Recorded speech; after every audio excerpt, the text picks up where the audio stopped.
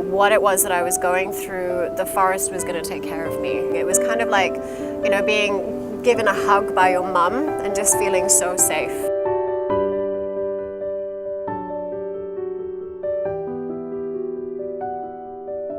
Hello, 我係 Jasmine， 大家好。Shinrin Yoku, which is the Japanese term, translates to forest bathing. What it really means is to experience bathing our senses in nature. A really important element of forest bathing is to immerse our senses, to reconnect with our sight, with our touch, our smell, our taste, and also our sense of imagination, our sense of other people in the group. One important thing is also our intuition, this inside sort of knowing, this sense of what's happening around us and to us.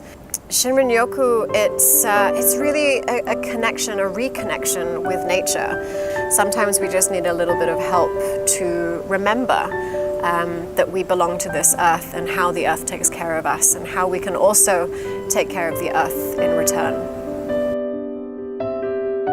One of the first things that we do in our forest bathing walk is to immerse ourselves in our senses. And what that means actually is that we will close our eyes. When we close our eyes is that we're able to engage in some of the other senses. So all of a sudden you can smell things that you may not have noticed before. And when we taste or when we touch or when we feel sensations on our skin, it becomes even more extreme or even more noticeable when we close our eyes. And then I would take people on a very, very, very slow walk. And this is the part where most people feel quite uncomfortable because we're very used to in Hong Kong moving very quickly from one place to another. Forest bathing, we actually try and bring our attention to not A, not B, but what happens in between, what happens in the journey. After this slow walk, we would come back together as a group and we hold what we call a council. And the council is really a way for us to connect with other people. Part of forest bathing and the connection to nature is also connecting to community. To remember our connection to people as well as nature is quite important. Then we always finish off with a tea ceremony, preferably some fragrant plants. And then we will use the leaves or the flowers, boil some water and then make tea with the participants, and then we would share tea together.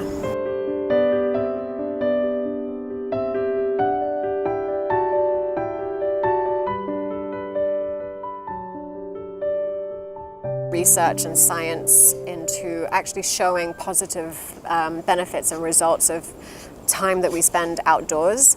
Through a forest in a calm and serene environment can also lower our blood pressure, can lower our stress levels, it can improve our sleep patterns and improve our creativity, our imagination. It makes us happier, more social people as well. And there's one very interesting study that actually shows how breathing in the smells of the forest can actually improve our immune system.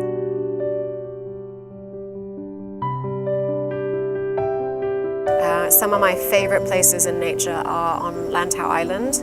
It just has beautiful coastlines, beaches, forests, animals.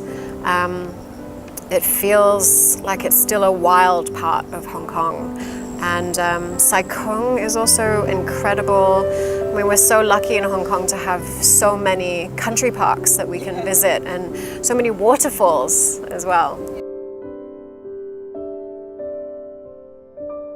One of the beautiful things about nature as well is that nature does not judge us. Nature doesn't care what job we have, how many hours we work, how much money we make, what clothes we're wearing. It's a really accepting place. So you can come into the forest, you can be whoever it is that you want to be, and nature will accept you for that.